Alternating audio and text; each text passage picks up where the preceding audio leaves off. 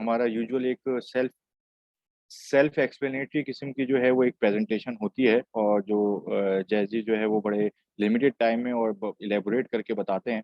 तो बाकी जो है वो हम थोड़ा सा अपनी जो भी कम्युनिटी है, छोटी हो या बड़ी हो, और जितने भी हमारे वो हैं, क्या कहते हैं, मार्केटिंग की जो स्पेसिफिकली जो डिपार्टमेंट है, उन लोगों के साथ कुछ लेटेस्ट इन्फॉर्मेशन शेयर करते हैं और कुछ चीज़ें बताते हैं, कुछ टेक्निकल, और जो भी Q&A होता है या फंडामेंटल, उसके भी रिप्लाई करते हैं और उसका भी जो है वो रिस्पॉन्स देते हैं। तो अ, यहाँ पे हमारे पास जो है वो वीकली हम जो भी टेक्निकल सेशन करते हैं, और टेक्निकल इसलिए भी है कि बहुत सारी टेक्निकल डिटेल्स लास्ट 2 ईयर से अप्रोक्सीमेटली हम शेयर कर रहे हैं, और यानी मई 2020 से, और ये अप्रोक्सीमेटली जो है वो इस मई में जो है वो ये 2 ईयर्स हो जाएंगे। तो ये तो है कि जो हम ये वाला जो ये एक रेगुलर डिसिप्लिन के साथ जो है वो एक मीटिंग होती है, ये जूम मीटिंग हमारी बिटवीन 7:30 एंड 8:30 जो टाइम होता है। ठीक है, तो इसके अंदर हम जो एक चीज जो ऐड करना चाह रहे थे वो ये था कि जो एडॉप्शन की है, एडेप्शन की जो बात हो रही होती है, और क्योंकि हम एक डिफरेंट टेक्नोलॉजी फेज में जा रहे हैं, और ये जो हम इसकी शुरुआत वेब 1.0 से अगर हम करते हैं, तो पहले वेब 1.0 था, जो कि एक नॉर्मल ईमेल, और यहाँ पे बहुत सारे लोगों ने उसको यूटिलाइज भी किया होगा, फाइल ट्रांसफर प्रोटोकॉल FTP होते थे। ठीक है, उसके बाद 2.0 आया, जिसमें विंडोज आई, और जो नॉर्मल इंटरनेट आया, जो इंटरनेट एरा जो है वो ये कम्प्लीटली शुरू हुई, तो वो वाले सिस्टम आना शुरू हो गए, और अभी हम 3.0 में हैं, जिसके अंदर जो बात हो रही है उसके अंदर जो है वो हमारे पास NFTs हैं, मेटावर्स है, और उसके अलावा जो सबसे बड़ी बात है वो है डिसेंट्रलाइज इंटरनेट की। जी हाँ, डिसेंट्रलाइज इंटरनेट जो है वो एक यूनिक किस्म का कॉन्सेप्ट है, और इस पे जो है वो लास्ट 2 ईयर से जो है वो वर्किंग हो रही है। अब डिसेंट्रलाइज इंटरनेट जो है, या इस तरह की जो चीजें हैं वो बहुत ही ज्यादा, जैसे इंटरनेट जब इनिशिएट करा था, तो पीपल रेजिस्ट चेंज, और मतलब हर किस्म के चेंज से जो है वो हर कोई जो है वो इस नॉर्मल ह्यूमन बिहेवियर कि वो डरता है, यानी कि थोड़ा सा स्केर्ड होता है। ठीक है, क्योंकि जब पोस्ट मेल से जो है वो ईमेल पे भी गए थे, तो बहुत सारे लोग जो है वो उसको अडॉप्ट नहीं किया था, और उसमें बहुत सारे अच्छे अच्छे जो मल्टीनेशनल कंपनीज थी वो इसलिए बहुत ज़्यादा पीछे हो गई, और उनका यानी कि क्योंकि टेक्नोलॉजी की एडॉप्शन नहीं करी थी और ईमेल पे वो प्रोसेस नहीं करते थे, तो वो जो है वो उसके साथ अलाइन नहीं कर सके अपनी जो लेटेस्ट डेवलपमेंट्स हो रही थी with respect to the technology. इसी के साथ जो नेक्स्ट स्टेज आई मोबाइल टेक्नोलॉजी की, मोबाइल टेक्नोलॉजी में हम इस तरह का बहुत सारे टेक्निकल सेशन पहले भी कर चुके हैं। मेरा ख्याल नहीं है कि इस वक्त हमारे पास जितने भी यहाँ पे हमारे कोलीग या पार्टिसिपेंट्स हैं, उनमें से किसी के पास भी नोकिया का फोन होगा या मोटरोला का फोन होगा। नोकिया और Motorola, they were the pioneers of the mobile technology, और हम सब जानते हैं। और अभी जो है वही वजह, वही रीजन कि उन्होंने एडॉप्शन नहीं करी और टेक्नोलॉजी के साथ अपने आप को अलाइन नहीं करा, और एंड्रॉयड या इस तरह के सिस्टम की तरफ वो नहीं गए, क्योंकि दे दे वर थिंकिंग कि हमारे पास एक अच्छा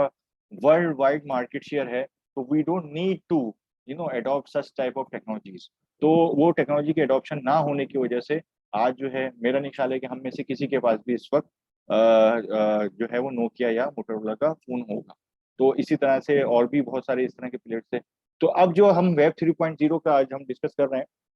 उस तरफ जा रहे हैं, तो अब जो है वो यही बॉट्स, ठीक है, उसमें मेटावर्स है और भी आ गया है, और उसके बाद NFTs आ गए हैं, और वेब 3.0 में जो सबसे बड़ी बात है वो है डिसेंट्रलाइज इंटरनेट। अब डिसेंट्रलाइज इंटरनेट का जो कॉन्सेप्ट है वो उसके बहुत सारे प्रोज भी हैं और बहुत सारे कॉन्स भी हैं, तो वो हम लेटेस्ट स्टेजेस में डिस्कस करेंगे। मगर ये है कि अभी जो जो रिसेंट अगर एक एक्टिविटी देखी जाए, तो किसी भी वजह से जैसे इंटरनेट जो है वो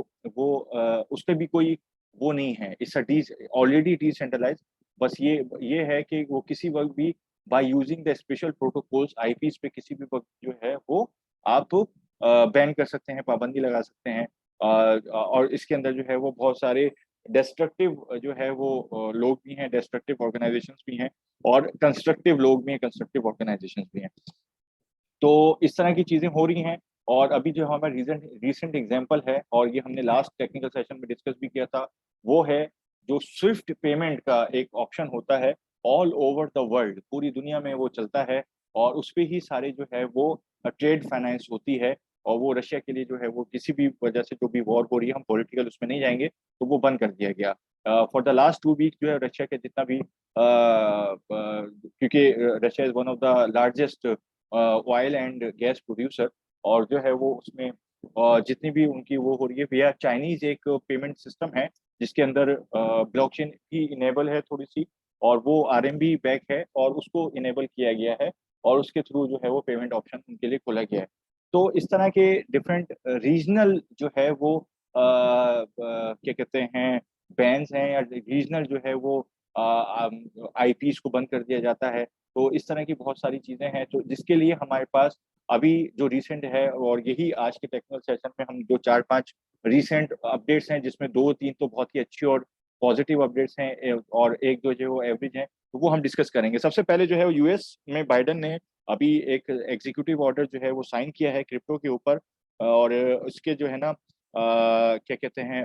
it is authorising the government institutions और स्पेशली जो फाइनेंशियल इंस्टीट्यूशंस हैं, और उसके अंदर जो सबसे बड़ा है वो है ओसीसी, तो ऑफिस ऑफ द कंट्रोलर, जो है वो जो करेंसी के कंट्रोलर होते हैं वहाँ पे उनको, और फेडरल रिजर्व, इनको बाकायदा उनको जो है वो बताया गया है और बोला गया है कि टू कंसोलिडेट क्रिप्टो, मतलब कंसोलिडेट का मतलब ये है कि उसको इंटीग्रेट किया जाए, उसको जो है वो साथ लेके चला जाए, और उसको और ज्यादा जो है वो with respect to the rules and regulations mature किया जाए। तो इट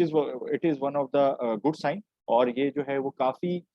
टाइम से जो है वो ये था। अब इस ये जो एग्जीक्यूटिव ऑर्डर जो साइन हुआ है, और इसका इम्पैक्ट इस तरफ क्या है वो मैं आपको बता देता हूँ। वो ये है कि इसके बाद जो जितने भी रीजनल या फिर जितने भी जो है वो इंस्टीट्यूशनल इश्यूज आते थे किसी भी लाइसेंसिंग के लिए, या किसी भी जो है वो हमें with respect to the IPO listing या फिर आईपीओ के लिए, तो वो उसमें बहुत सारे पॉइंट्स पे रिलैक्सेशन हो जाती है। तो अगर इस तरीके से कोई भी जो वो है बिल या कोई भी जो है वो रूल्स एंड रेगुलेशंस डिफाइन कर दिए जाते हैं, और वो उसका जो है वो टाइमलाइंस के हिसाब से पूरे डिजाइन कर दिए जाते हैं, तो बहुत ज्यादा हेल्प मिलती है इसी फेज में जो है वो। अगर हम देखेंगे, क्योंकि we have been the pioneer of this crypto और स्पेसिफिकली ब्लॉकचेन टेक्नोलॉजी, और अगर हम क्रिप्टो एडॉप्शन की बात करें तो मिडिल ईस्ट और नॉर्थ अफ्रीका जो अभी रिसेंटली जो आप लोगों ने सुना भी होगा, तो मिडिल ईस्ट में बहुत अच्छे जो जो one of the Pioneers public blockchains हैं, उनमें हम लोगों ने काम किया है। प्राइवेट ब्लॉकचेन्स पे भी कुछ प्रोजेक्ट्स करे हैं, और गवर्नमेंट्स के साथ भी हमने एजुकेट ट्रेन और वो भी की है, मतलब क्या कहते हैं इम्प्लीमेंटेशन भी करी है प्रोजेक्ट्स की। तो यहाँ पे पॉइंट ये आता है कि अब दुबई जिसको कहा जाता है, क्योंकि एक ग्लोबल फाइनेंशियल हब कहलाता है, वो अब क्रिप्टो फाइनेंशियल हब भी बनने जा रहा है, और बहुत बड़ा एग्जीक्यूटिव ऑर्डर जो है वो वहाँ पे साइन हो गया है। और वहाँ पे बहुत सारे ऐसी एंटिटीज हैं जो कि वहाँ की जो वो हैं लाइसेंस जो वो हैं गिविंग अथॉरिटीज, जिसमें एडीजीएम है, अबू धाबी ग्लोबल मार्केट है, ठीक है, जिसके अंदर जो है वो क्या कहते हैं दुबई फाइनेंशियल जो मार्केट है, इस तरह के बहुत सारे जो 3-4 डीएमसीसी है, Dubai Dubai mercantile and commodity की जो मार्केट है, तो वो उन्होंने लाइसेंस देना शुरू कर दिया है। और इसका जो सबसे बड़ा इम्पैक्ट है वो मैं आपको बता देता हूँ। रिसेंटली जो है वो सीजी जो कि बाइनेंस के फाउंडर भी हैं, वो अभी थोड़े टू अराउंड 2 मंथ्स अगो वहीं पे थे, तो वो उन्होंने भी जो है वो दुबई को as a global hub for Binance operations select किया है। तो ये एक बहुत बड़ा एडॉप्शन है जो इस तरफ होने जा रहा है, क्योंकि मिडिल ईस्ट में सबको पता है कि एक विद वॉल्यूम ना भी हो, but with respect to the monetary और जो जो वो है मनी रोटेशन, या फिर क्योंकि ऑयल और इसकी वजह से जो है उनके पास बहुत बड़ा चंक है जो वो क्रिप्टो में इन्वॉल्व करवाना चाह रहे हैं, तो उसका अगर 1% भी हो जाता है that is in trillions of dollars. उसके अंदर सबसे बड़ी एग्जांपल हमारे पास सऊदी अरेबिया, क्योंकि जो बड़े फाइनेंशियल फंड्स हैं और या हेज फंड्स हैं या वीसीज हैं, तो वो अपना हर कोई जो है वो 1% से 2% अब इस तरफ लगा रहा है। तो these are two types of like very मतलब ग्रेट या लार्ज एडॉप्शंस हैं जो हो रही हैं, और स्पेसिफिकली जो ये दुबई का एक क्रिप्टो हब बनने जा रहा है, और इसमें सारे का सारा टैक्स फ्री कर दिया है उन्होंने। तो ये एक दो चीजें हैं जो हो रही हैं। उसके बाद जो हम बताना चाह रहे हैं, जो कि अभी हमने एग्जांपल भी दी थी, Ben capital ventures sets up a $500 million fund for crypto projects. तो बेन कैपिटल वेंचर्स ये $500 million का जो है वो एक मल्टी जो है वो प्रोजेक्ट्स के लिए और स्पेसिफिकली फॉर क्रिप्टो, उसके लिए उन्होंने एक फंड जो है वो बाकायदा बना दिया है। और ये इस तरह के फंड जो बनते जा रहे हैं, और कुछ और क्रिप्टो प्रोजेक्ट्स जिसमें मल्टी मल्टी मतलब उसमें ये कहना चाहिए इकोसिस्टम, इसमें हमारे पास जो अभी हमने एग्जांपल भी दी थी, एनएफटी गेम्स, मेटावर्स, या फिर जो है वो दूसरी एडॉप्शंस, इसके अंदर पेमेंट मेथड्स भी हैं, इसके अंदर जो है वो हमारे पास किसी भी कॉन्ट्रैक्ट की या किसी भी जो है वो इंस्टीट्यूशनल ऑफर की, वो with respect to the smart contract integrity भी है, उसमें डाटा इंटीग्रिटी भी है, और क्या कहते हैं, डाटा की जो है वो सिक्योरिटी भी है। तो इस तरह के बहुत सारे ऐसे प्रोजेक्ट्स आ रहे हैं जिसके अंदर जो है वो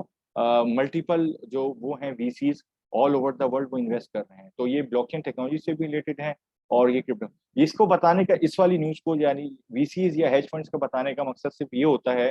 कि सबसे जो जो डिटेल्ड ड्यू डिलीजेंस है वो हेज फंड्स या वीसीज की होती है जब वो किसी भी प्रोजेक्ट में इन्वेस्ट करते हैं। इसीलिए ये लोग बहुत ज्यादा सक्सेसफुल भी होते हैं, क्योंकि ये मतलब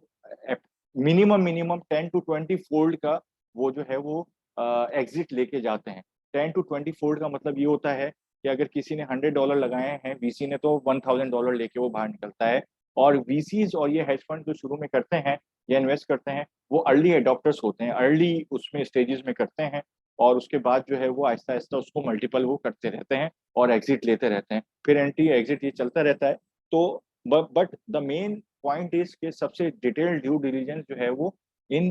फंड्स की या इन वीसीज की होती है। और मतलब हर लेवल पे टेक्नोलॉजी हो गई, या जो है वो फ्यूचर प्लान हो गया, रोड मैप हो गया, टीम हो गई, या टेक्निकल या फंडामेंटल एक्सपर्टीज हो गई, वो हर चीज को जो है वो बड़े अच्छे स्केल पे जो है वो जज करते हैं और उसमें असिस्ट भी करते हैं। तो ये है, तो इस these type of VCs are coming into the VC these crypto projects, means के वो एक बड़ा जो है वो उनको फ्यूचर नजर आ रहा है। और ये हम इसलिए बताते हैं कि ओवरऑल बीइंग अ जेडेक्सी एसेस, हम लोग भी जो है वो एक ब्लॉकचेन या क्रिप्टो रिलेटेड जो है एक अच्छे इकोसिस्टम के अंदर जो है वो जा रहे हैं। और जैसे कि नवीन जी ने भी डिस्कस किया था कि विद इन दिस मंथ जो है वो कुछ और अच्छी पॉजिटिव अपडेट्स जो कि बहुत ही यूनिक है, और वो भी होपफुली इंटीग्रेट होने जा रही है। तो hopefully with in this month जो है वो कंप्लीट भी हो जाएगी with respect to the ZXC ecosystem. इसके बाद crypto.com gives users in excluded countries 1 week to repay loans। और crypto.com is one of the top 20 project, और इसके अंदर ये है लैंडिंग, बोरोइंग और स्टेकिंग का जो है ये प्लेटफॉर्म है। और इसमें जो है वो क्या कहते हैं, शॉर्ट टर्म और long term loans with respect to the smart contract integration होते हैं। तो इसमें बहुत सारी कंट्रीज को जो है वो उन्होंने एक्सक्लूड किया है, और उन्होंने कहा है कि आप 1 वीक के अंदर जो है जो भी लोन्स उन्होंने किए हैं उनको रीपे किया जाए। और इसका जो सबसे बड़ा इम्पैक्ट है वो यूरोपियन कंट्रीज और इसका है रशिया का। तो उसके बाद है sanctions on Russia and Belarus with will include crypto. European commission, यानी कि क्योंकि रशिया, यूक्रेन और बेलारूस, ये CIS कंट्रीज जो हैं, इसको इसमें हम जो है जितनी भी CIS कंट्रीज हैं, इसमें रशिया है, यूक्रेन है, बेलारूस है, और इसके अलावा जो जिसमें तान है, जिसमें ये है, काजाकिस्तान है, इसके बाद जो है वो क्या कहते हैं, ताशकंद है, तुर्कमानिस्तान है, ये इन कंट्रीज ने बहुत अर्ली अडॉप्टर्स थे। और रशिया में तो ये सूरत हाल थी एक 2017 और 18 में, कि वहाँ पे जो रेजिडेंशियल फ्लैट्स थे या रेजिडेंशियल हाउसेस थे, उन तक में एक या दो माइनिंग की मशीनें लगी होती थी। तो वो they were one of the largest miners, मतलब, और एक बड़ा चंक अगर कहीं से भी बिटकॉइन का या दूसरी करेंसीज का किसी को भी चाहिए होता था तो वो रशियन माइनर्स प्रोवाइड करते थे। तो एक एक मतलब टाइम ये था। तो the point is over here कि जो ये सैंक्शंस हैं, क्योंकि उनकी यूटिलाइजेशन बहुत ज़्यादा है, और रशियंस के पास जो है वो बीइंग माइनर, उनके पास बहुत बड़ा चंक है क्रिप्टो करेंसीज का। तो वो उसके अंदर, और अभी सेम जो मैं अभी थोड़ी देर पहले भी बता रहा था कि दुबई को हब बनाने का मकसद यही है कि वहाँ पे भी बहुत बड़ा चंक जो है फ्रॉम दी CIS कंट्रीज जो है वहाँ पे कैश आउट होके वहाँ पे in terms of investment different mode में जो है वो जा रहा है, आइदर वो रियल इस्टेट हो या किसी भी फॉर्म में हो। तो ये तो this is actually you are growing your country, it doesn't matter कि वो फाइनेंस कहाँ से हो रहा है, with respect to the track record, because crypto is already trackable, बहुत ही ज़्यादा ट्रेसेबल है। तो वो हर ट्रांजेक्शन का जो है उनके पास रिकॉर्ड होता है। तो बट द पॉइंट इज के ग्रोइंग एक वो है। तो यूरोपियन कमीशन की इस सैंक्शन के बाद तो हम देखेंगे कि दूसरी कंट्रीज के अंदर जो है वो बहुत ज़्यादा कंजम्पशन जो है वो फ्रॉम रशियंस शुरू हो जाएगी। अच्छा, ये बहुत अच्छी और बड़ी न्यूज़ है, और इसके अंदर मैं सिर्फ ये बताना चाहूँगा कि मुझे नहीं पता है आईसीएक्स को कितने लोग यहाँ पर जानते हैं। ICX was the next Ethereum actually. एक ऐसी स्टेज थी, and we were the early investors and early integrators of ICX. जब आईसीएक्स लॉन्च हुआ था, तो आईसीएक्स जो है वो ऐसे ही स्मार्ट कॉन्ट्रैक्ट का प्लेटफॉर्म है, और उसको साउथ कोरियन इथेरियम कहा जाता था। इसी तरह से एक और प्लेटफॉर्म है, वो भी मैं आपको बताता हूँ, नियो। और वो भी अभी आपको टॉप 100 में शायद नजर आए या नहीं है। Neo was a Chinese Ethereum, ये बोला जाता था, और उसमें बहुत अच्छे और बड़े इन्वेस्टर्स चाइना से भी थे। बट एनीवेज आईसीएक्स जो है वो 30-60% ICX was back by the pro government उस वक्त के जो थे। और उसके थोड़े दिन के बाद जो है वो एक मतलब नॉट क्रिप्टो फ्रेंडली गवर्नमेंट आई थी, जिसमें फिर टैक्सेस आना शुरू हो गए, वहां पे बैन भी किया गया। और ये बट करंटली क्रिप्टो फ्रेंडली यून सुक योल जो हैं वो साउथ कोरियन प्रेसिडेंसी जीत गए हैं। अब जो साउथ कोरिया के प्रेसिडेंट हैं, यून सुक, वो बहुत ही ज़्यादा क्रिप्टो फ्रेंडली हैं। और इसी वजह से आईसीएक्स, जिसको एक साउथ कोरियन इथेरियम भी कहा जाता था, उसकी प्राइसेस जो है वो सर्च कर गई हैं 60%। क्योंकि अब जो है वो एडॉप्शन लेवल साउथ कोरिया में, South Korea they're one of the यानी top 3 countries of the early adopters of the crypto, जो रशिया और साउथ कोरिया, और जो थोड़ा बहुत जो है वो हम इसके बोलेंगे यूएस का। बट द पॉइंट इज कि अगर हम देखा जाए तो साउथ कोरिया और चाइनीज जो है वो बहुत ज़्यादा जो है वो अर्ली स्टेजेस में जो है वो उन्होंने अडॉप्ट किया था क्रिप्टो को। और उन्होंने जो है वो बहुत ही अर्ली स्टेजेस में कोई भी किसी भी प्रोजेक्ट जो साउथ कोरिया से होता था, तो वो मिलियंस ऑफ डॉलर्स में जो है वो क्लोज होते थे। जब आईसीओ का जमाना था, हम उस जमाने की बात कर रहे हैं। तो इस वक्त जो है ये एक बहुत अच्छी और बड़ी न्यूज़ है कि क्रिप्टो फ्रेंडली प्रेसिडेंट उनके आ गए हैं। और अब साउथ कोरिया में हम देखेंगे with respect to the tax implementation, हमें नजर आएंगे कि वहाँ के प्रोजेक्ट में जो है वो बहुत सारी जो है वो एडॉप्शन होगी। और वहाँ से हमें एक बहुत बड़ा एडॉप्शन इन टर्म्स ऑफ दूसरे जो all over the world crypto projects हैं उनमें भी मिलेगी। क्योंकि इन लोगों ने इन्वेस्टमेंट रोकी हुई थी अपनी, और किसी भी, क्योंकि किसी वक्त भी, क्योंकि सबसे पहले अगर कुछ बंद होता था, अगर बैन लगता था, तो एक्सचेंजेस और माइनिंग की इक्विपमेंट्स बंद होते थे। तो वो जो है वो अब अगर क्रिप्टो फ्रेंडली हैं पेरेंट, तो अब जो है वो होना बहुत कम हो जाएगा, और या ना होने के बराबर हो जाएगा। तो हम देखेंगे एक बहुत बड़ा इन्वेस्टमेंट जो है और बहुत बड़ा जो यूजर बेस है वो साउथ कोरिया से भी आना शुरू हो जाएगा अगेन। तो these were like few of the things we would like to share with our community. और यहाँ पे किसी का किसी भी हमारे पार्टिसिपेंट का कोई भी क्वेश्चन हो या क्यूरी हो, so they can ask, and I will try my level best to reply it accordingly. Thank you very much.